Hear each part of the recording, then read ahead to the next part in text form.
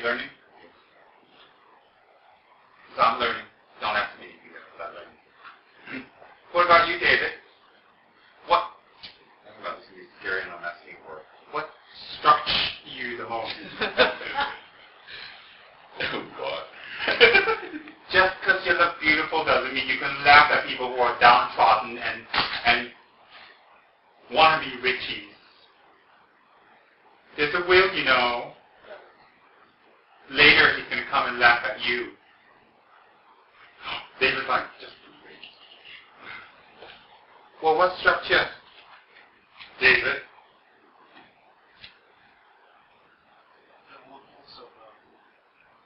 Can we be a little more specific? The workings of absolute, and how did that strike you? Please explain. How do you say please explain in Spanish? Explica, por favor. Explica. Explica, por favor. Explica, por favor. Puede explicar. Ah. Puede explicar, por Puede. favor. Puede. Puede Can you explicar. explicar, por favor. Por favor. All right, go ahead. So, on the absolute level where... can we put the volume louder? Like, you know, when you go to, when you don't have any work and you get money and, you know, the sound that you make when you get that. Go ahead. Okay. Where the intent becomes paramount and... you mean you just found that out today? How paramount? And come on, spit it out. Don't try to be all poetic. Just say it. Yeah, and the action becomes secondary in a sense. You just realized that today. No, it's just a affirmation. Affirmation. Yeah. You know, when you die, please be sent to a Tibetan cemetery. I'll be waiting. Anyone who did that karma? That's it? 2.5 hours, that's what I get out of it. That's it.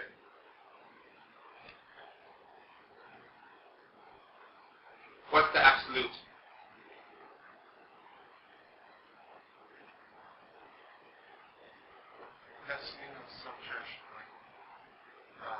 No, absence of self-cherishing mind. Absence of self-cherishing mind is absolute.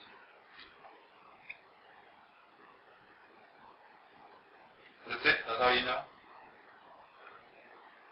You're going to write, aren't you?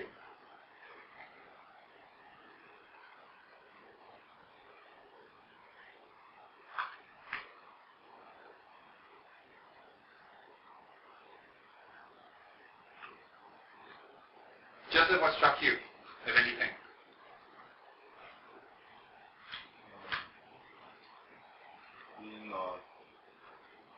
The purpose or the result of taking vows is to then... The purpose or the result or both? Be clear. This will help you to translate here. Be clear.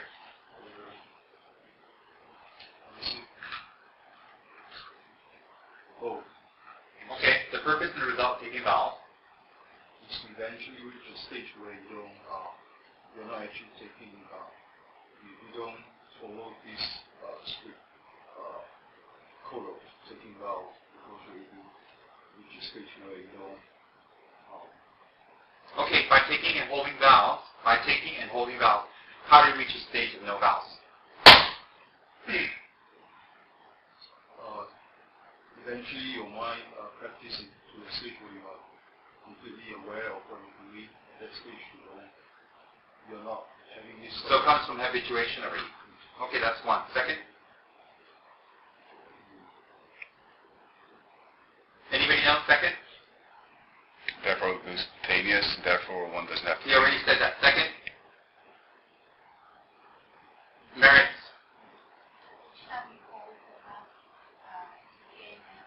You gain merits. Third is your self-grasping mind becomes less. When your self-grasping mind becomes less, that's called spontaneity. When it's absent, it's totally spontaneous.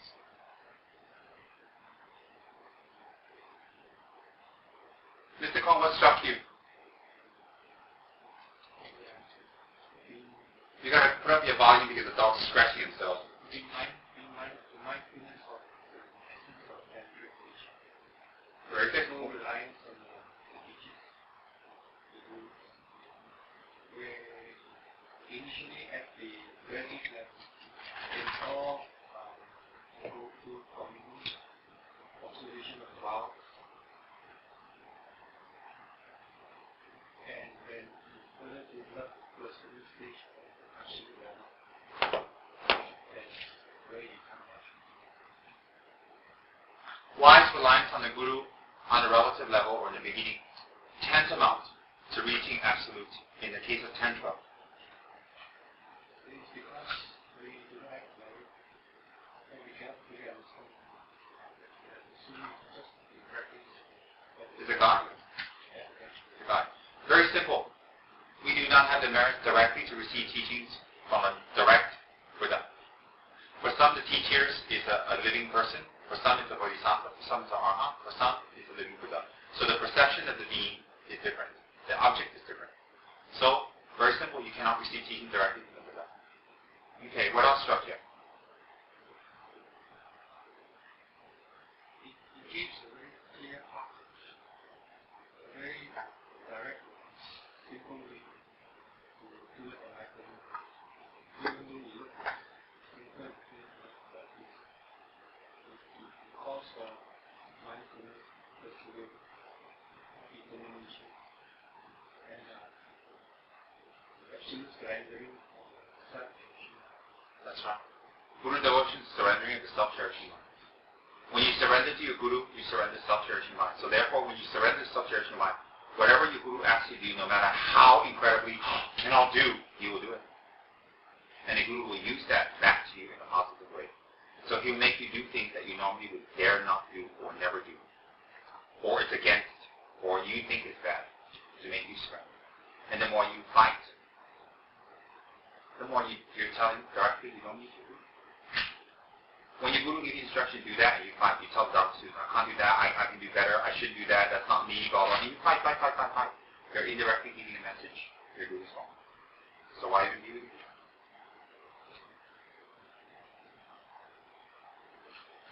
Anything strike you, Paul?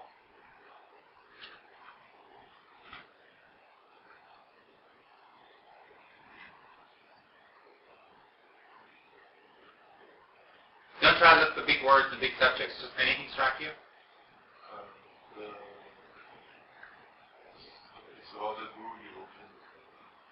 You're cheating. You're following calm. It's like when you say, When you say you what? in the beginning we already mentioned,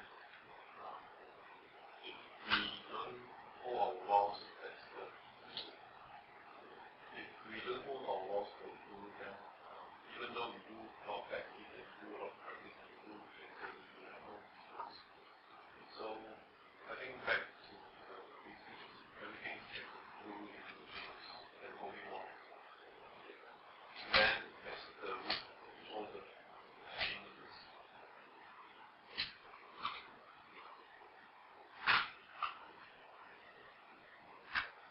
Harry?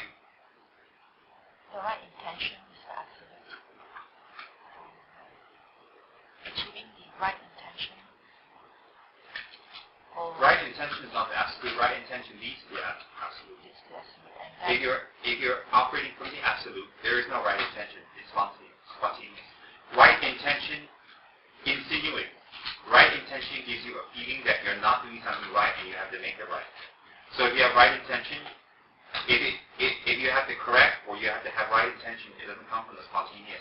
It's not spontaneous, therefore it cannot be absolute. If it is absolute, it must be not with intention, it's spontaneous. So therefore, absolute means spontaneous. Spontaneous leads to no effort, no intention. Everything leads back to the absolute. What is the absolute? You are not operated or caused or diverted or controlled by the law of cause and effect anymore. Okay? Anything strike you on me? the Guru devotion is the most important in leading us out. No, that's too basic in general. That we heard 10, 15 years ago. Come on, out of this you must have grasped more. Come on, come on, come on. You say you want to spread Dharma, you want your family to go on to Dharma, you have to know Dharma. Come on, think, think, think. Push yourself to think. Think carefully. The fundamental is holding the vows.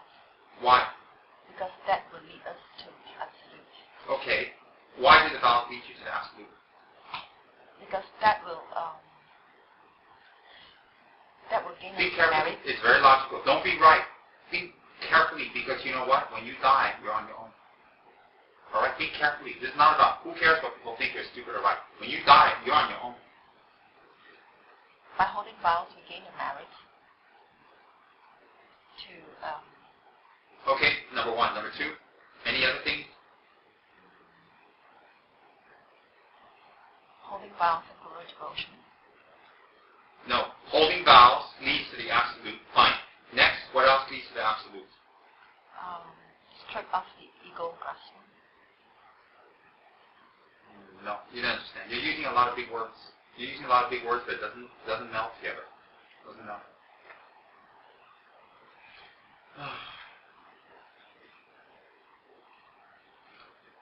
Very difficult to teach that teaching. Is very, very difficult. Very difficult. No one has grasped it. No one. Very, very difficult. We haven't done retreats. We haven't practiced the fundamentals. We haven't held our vows. The guru devotion is not strong. Very difficult to teach it. Then you talk and talk and talk. Afterwards, people go, what? I'm not criticizing anyone. This is what I mean. Not ready, our group. Not ready. Far from ready. Anyway, Vacha Shabbos means we planted seeds today. When it ripens, I don't know. In Nyingma and Kachu, you call it Dzogchen, Mahamudra. In Gelugpa, you call it emptiness, Shunyata.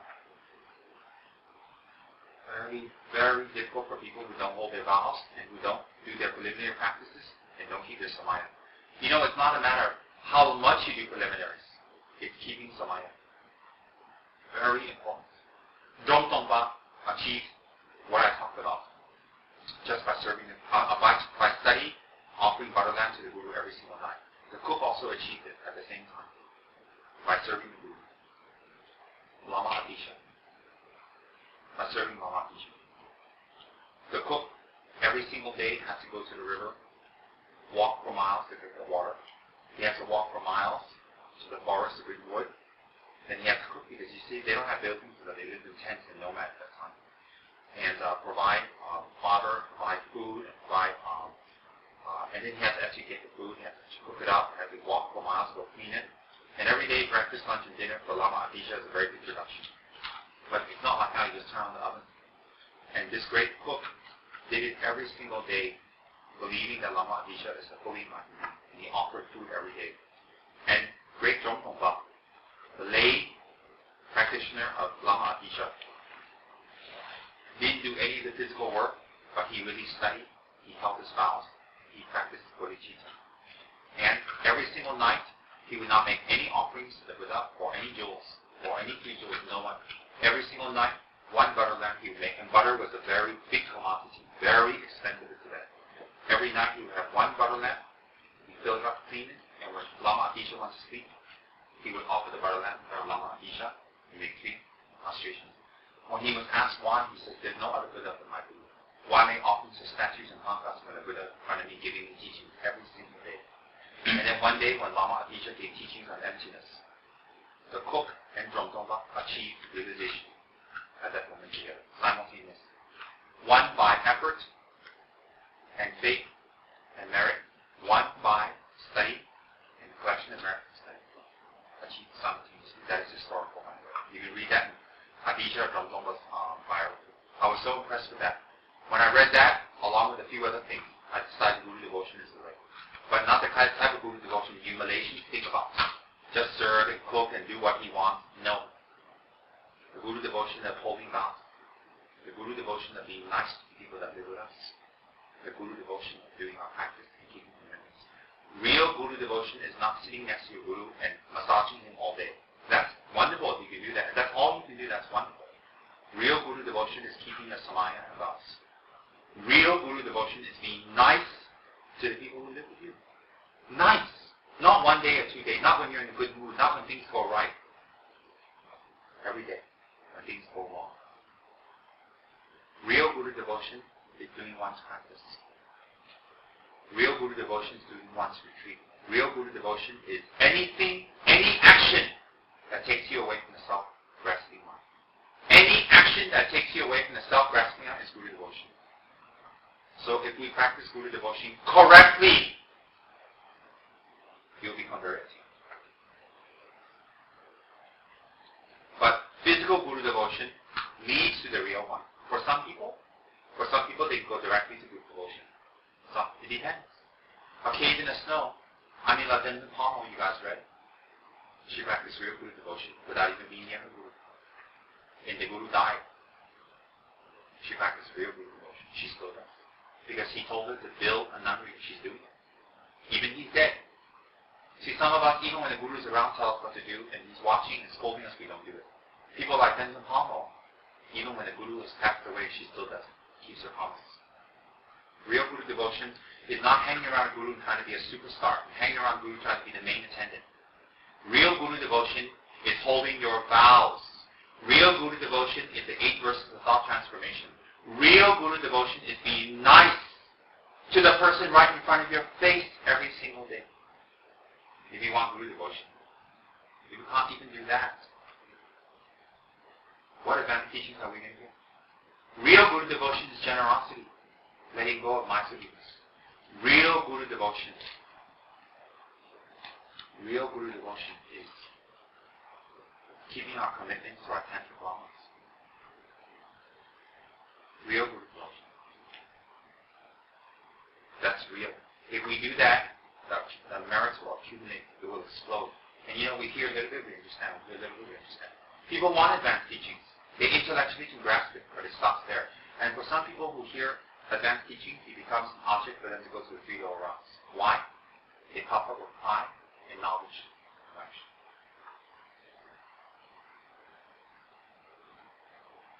During Drupa Kunde's time, a Tibetan monk Sita, who ran around partying and having sex with everything and shitting and peeing everywhere, but he was monk Sita. Debated with a Geshe. After debating with the Geshe was puffed up with pride and arrogance because he was extremely learned, much more learned than Drupa Kunde. And then the Geshe told him, you're going to go to hell. You don't hold your vows. What kind of monk are you? So Drupa Kunde told him, I can't go to hell. There's no room for me. It's filled with Geshes. And he walked away. Around monks who held their vows, he smelled sweet. Around monks who didn't hold their vows, he smelled like poop. And some monks would go, oh God, this is smelly, take a bath. He goes, it's not me that's smelly. Some other monks say, oh, that Drupa Kunde smells so good. He would manifest things like that. He's very well known. That's Tibetan monk. Like a saikong in Chinese. Just like a saikong. He was obnoxious. He would lay on the street with no clothes on, here just clothes, no clothes on, and his thing standing up. And when it's time to subdue people, they say, what kind of monk is that? They say, what kind of Buddhist are you? He said, what are you talking about? What you're looking at is not me. They go away. And some people look and say, oh, look how scandalous. They say, I'm not scandalous. It's part of my body. I was born with this. It's a male reaction. It's like that. What to do? But what? You're the one having lust in it, and the women will run because they got caught. Yeah, he would do things like that. Shocking. Shocking in Tibetan society. Can you imagine? Gee, I wish I was reincarnation. That'd be fabulous. I'd like to be that, but not in Malaysia. I don't want to be shocking in Purdu jail with watching David be famous. Because he's small and I'm not.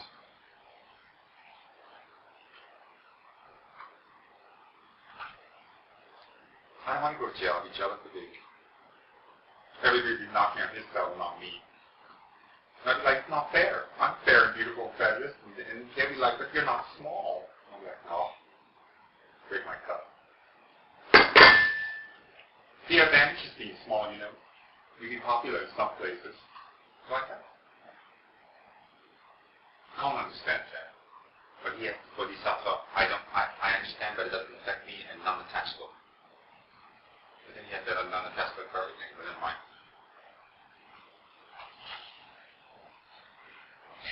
Isn't Henry evil? He's laughing at you, Kong. He made you lose face. All the times that you lost face, you shouldn't have any face left. You walk around with just a neck. And Maple's looking at TV saying, oh, why not? It's been 10 minutes, no signal. What happened? Am I losing him? Tiki saying, she gave me no signal. It's Dharma Talk. They have their own little, whatever. This is Dharma Talk, no signal. This is in about 15 minutes of the signal. This is, I still love you even though there's no signal. And if you keep looking at me like that, I'm going to punish you, no signal for another 15 minutes. They have their own little signals, Isn't that wonderful? And Mabel's just thinking about that ball in his chest. And I did a signal, get that out. Just the signal she wanted to see. I love it. Alright, so, now, when I say practice Guru devotion, listen carefully. When I say practice Guru devotion, I'm not saying for you to serve me like a slave. I'm not telling you that I am without fault. I am not telling you that you have to do everything I say. That's not what I'm talking about. When I say Guru devotion, it is holding your vows, refuge, bodhicitta, tantric, all three or whatever you have.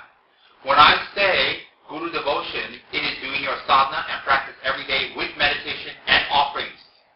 When I say Guru devotion, it is practicing the 8 verses of thought transformation with the very people that live with you first, not the planet, not all sentient beings, the very people in your house. Every time you break any of those, you're going away from who you are. Absolute enlightenment. So if you're happy suffering, keep doing that. If you want to be devoted to your guru, you do those 3. Giving your guru lots of money is wonderful. Giving your massage guru is wonderful, but that's not guru devotion. Guru devotion is holding your vows, doing your practices and commitments, and 8 verses of thought transformation immediately with the very people that are near you. Every day, all day. And if you fail, don't simply say, I'm sorry. Because you're a hypocrite and you're lying. And you'll create obstacles for your Dharma work. That is Guru devotion. Real Guru devotion. Dorje Shugden. Milarepa practiced Guru devotion by staying in a cave and becoming enlightened. That's his real Guru devotion. Him for 13 years serving Martha, watching his kids, massaging him, being kicked out, building buildings and cleaning and cooking and taking care of all that was not Guru devotion. It was preliminary practice to Guru devotion, Milarepa. Real Guru devotion is when he went to the cave and he applied the teachings for destroying the self-grasping mind. All that was preparation. Do we need to do that? Depends on who we are. Some people need to do physical Guru devotion, some people don't. What's physical Guru devotion? What is physical Guru devotion? Being aware of the other person's needs. The Guru trains you up to be aware. How he wants his house, how he wants his things. How sensitive you are to it is Guru devotion. Why? You're creating awareness in your mind. So if you're blur, if you're stupid, if you're sleepy, if you always forget, you don't listen, you always forget, you have to be told again and again, you have no Guru devotion. Not because you're making your Guru scream, but because you're not creating awareness.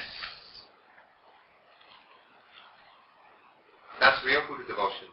Physical Guru devotion, massaging, cleaning, putting things away, all that for the house of the Guru. Physical Guru devotion, whether he lives in a hut in the forest getting wood for him from far away cooking, or live in a big lagam, in a Potala palace like the Dalai Lama. Physical Guru devotion is awareness. Real Guru devotion is practices that destroy the self-grasping mind. E.g., example, vows, practices and commitments and samaya kept. And the 8 verses with just the people with you now. Why do I stress that? people to practice. Because they're used to us being bitchy. They're used to us being lazy. They're used to us using them. They're used to us like that. And we're used to them being used to it. And we're used to them. And we're used to them like that. But it's all vice versa. It's the hardest people to practice with. So you can check how far your practice is with the very people you love. You live with. Oh yes. How deep? Yet so simple. So if we can't be generous with the people we love, if we can't let go of anger with the people we love and we still hurt them, what kind of practice are we doing? That person can be our mother and father. That person can be our daughter and son. That person can be our husband and wife. That person can be our lover, our friend, our partner, our flatmate, whatever love. The very people we have, our workmates, that we live with every day or we see every day, is where we start our Dharma practice. And if we keep failing at that, we're not a failure, but hey, you're digging your grave deeper and deeper. Escape, drugs, music, whatever cannot escape from it at all. Ever. Real Guru devotion. Level 1, awareness. Level 2, practices that cut self-grasping mind. But then they're related, aren't they? In depth. So let's stick to those subjects for the next few years. Anybody request me for higher teachings? Be ready. Anybody want higher teachings? Be ready. And anybody who wants to just write down the higher teaching, be ready. Because if you don't know what you're writing, you will misinterpret and you will damage. Be ready. Let's stick to the teachings that are very high, but they look simple and basic. Oh, they're not. As I said, His Holiness Kajit Tobongpa Dorje Shugden, Dejimingbo, was known as the Lamrim Lama. And he was criticized for many years by Sarah, Godin, and Drepung during his lifetime for not knowing any Dharma. But only knowing Lamrim, no attainments. He doesn't know anything. And then plus in Sarah May Monastery, he didn't reach the highest geshe. He didn't study much. He was not a very good, in his test, nothing. He kind of flunked. You can read that Geshe Losam Parshan's book, by the way. What's that book called?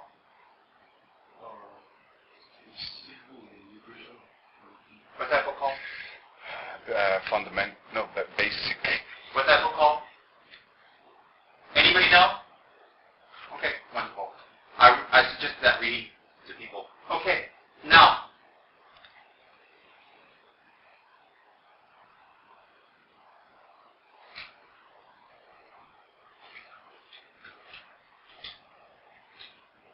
He was known for that. And he had that criticism about him for years, that he was not a scholar. He didn't know much. All he taught was Lamrim. And you know what? People actually complained about his teaching. They didn't want to go. And they requested for higher teachings, initiations, all that stuff. And you know what? When he finally gave it, all the geshis, all the masters, everybody but His Holiness came for his teachings. And every single body who was any body became his disciple. They're very great inferior tutors themselves. His Holiness Lingchu Dorje Shugden, His Holiness Trijang Dorje Shugden, both of them are his direct disciples.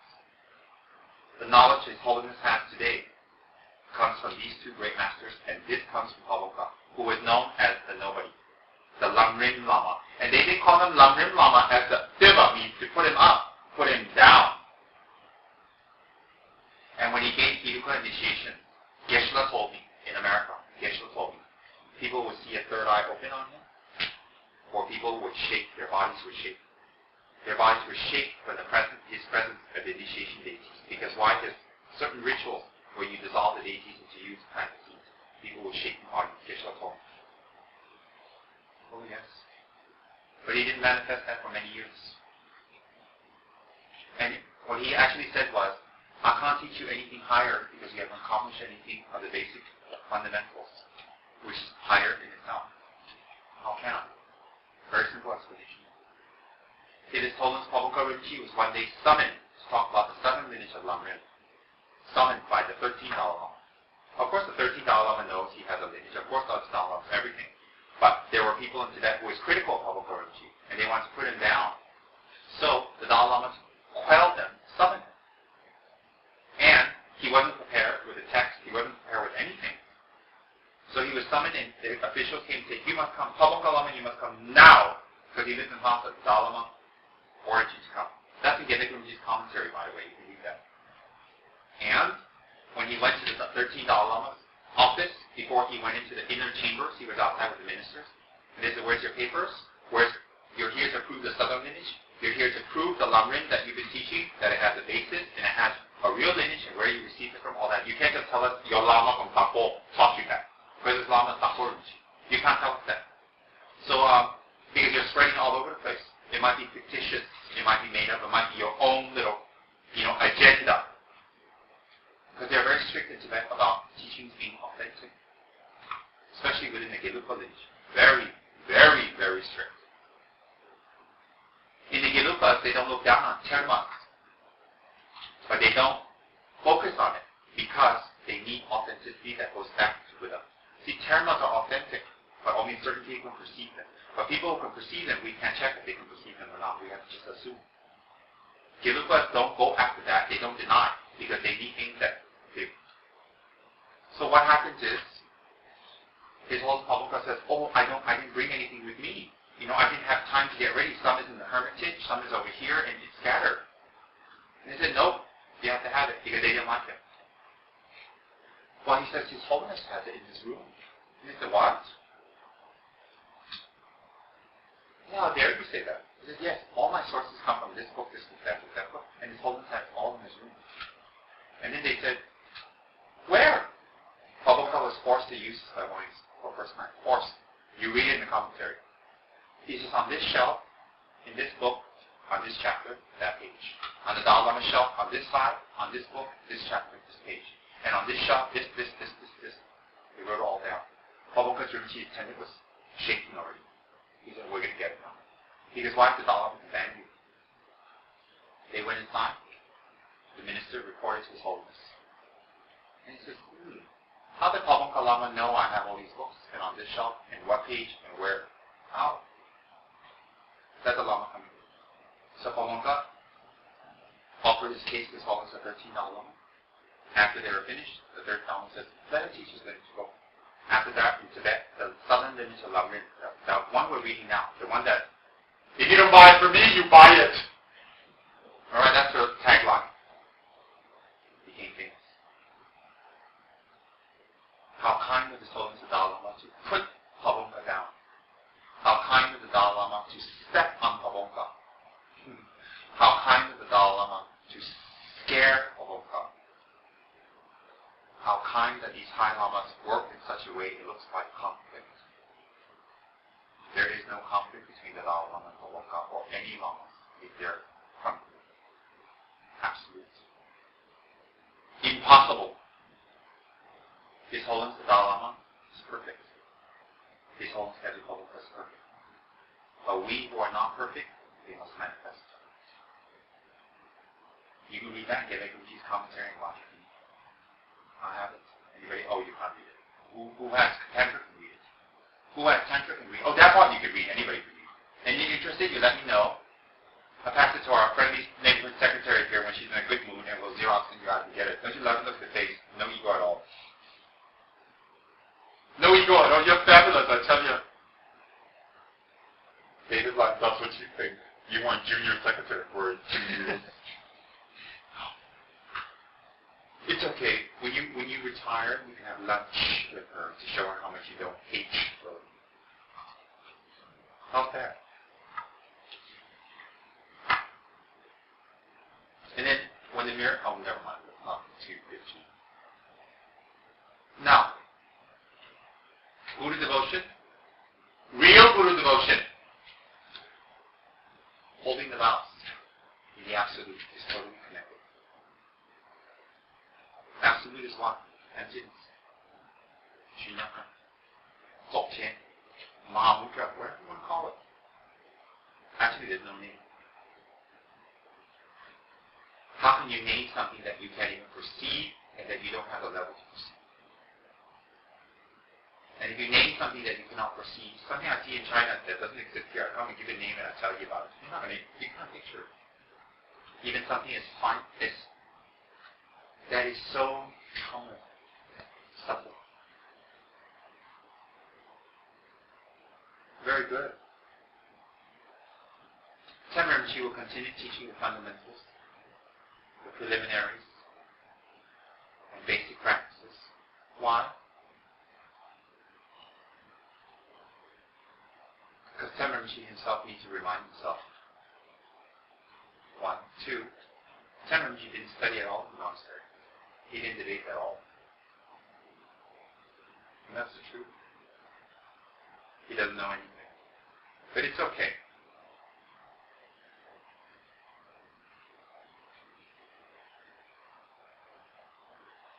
Now, we will stick to those, and it will be very powerful for us. Why? If we can achieve the fundamentals, the basics, we can achieve great attainments. Because if you can't, then there is no higher level monks in Thailand, or Cambodia, or Burma. And there are many high level monks there who go to Ohi Sutra, no chance. So if you say, oh, I'm bored with Sutra, I'm bored with Lama, I'm bored with Three Principles, and I want Tantra, you're crazy. Why are you crazy? Then you are saying that everybody in the southern tradition of Buddhism, not the southern tradition of Lama and southern tradition, I know what you know. There are many arhats, self-realized beings, once returners, twice returners in those countries, many. If you see a Thai, Burmese, or whatever, southern tradition monk, prostrate, get on your knees and make offerings. You never know who is a arhat. You never know. When I go to Thailand, I prostrate to them. Or I go on my knees when I make offerings. Yeah, I'm a Rinpoche, so what? So what? A Rinpoche looks like marriage. Oh yes. Let me give you an example. If you're an ordained person, you have your ordination vows, but you have no attainments, but you hold your vows simply and as best as you can, a monk.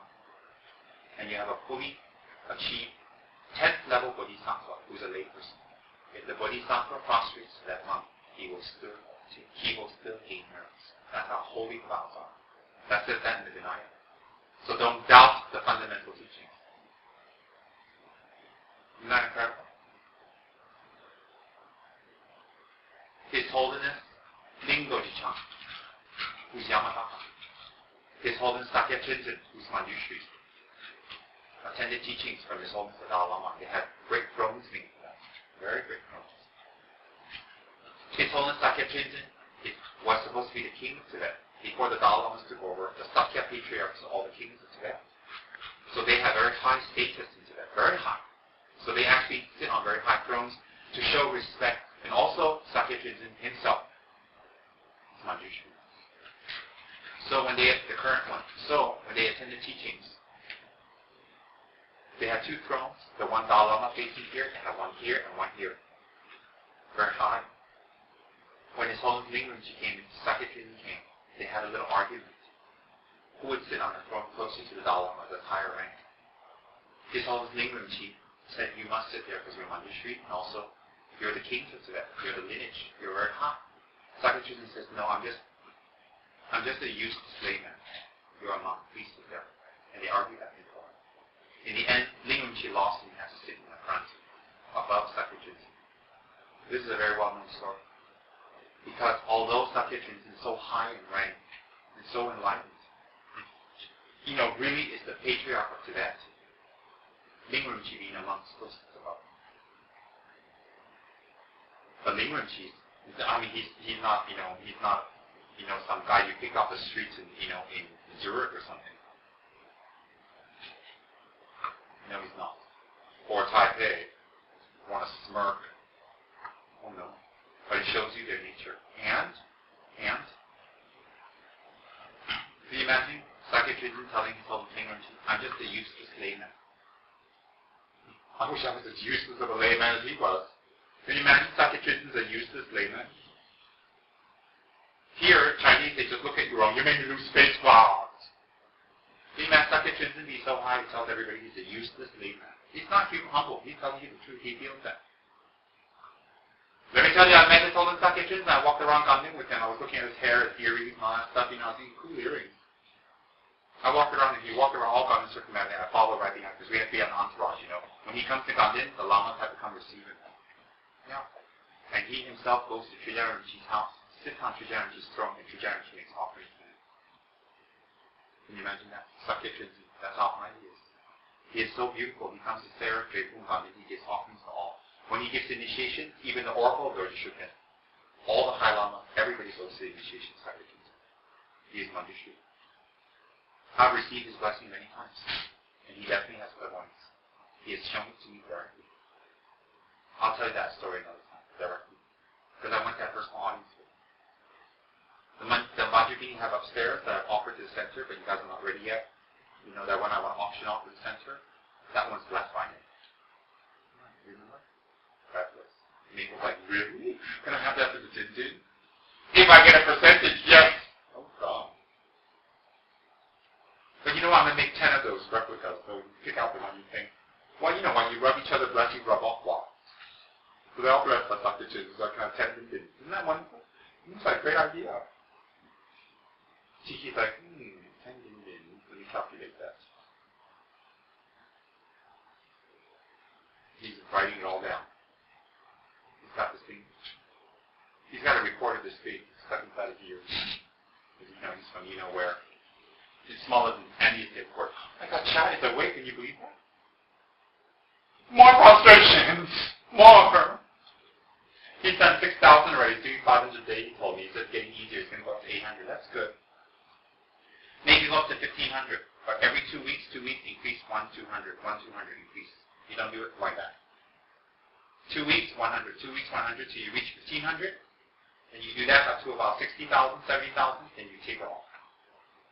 When you reach about 60,000, then you start doing 700, 700, then you do 600, 600, 1,500, 500, like that. Slowly. Go like that. Understand? Good. 35 professionals and concentrate and focus. Child's doing 500 a day is not one. He's going to finish 100,000. Wonderful. Maybe we'll have one mosque to get on here. If you don't hold your vows, if you don't hold your samayas, vows are gateways.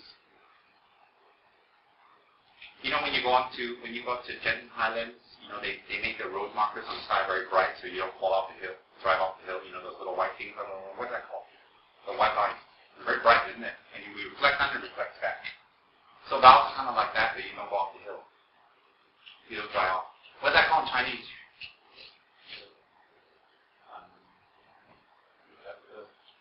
I don't know, you tell them in Chinese, Fan Guan. Fan Guan?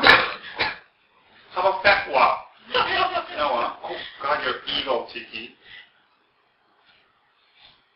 You guys know what I'm talking about, right? They're like that.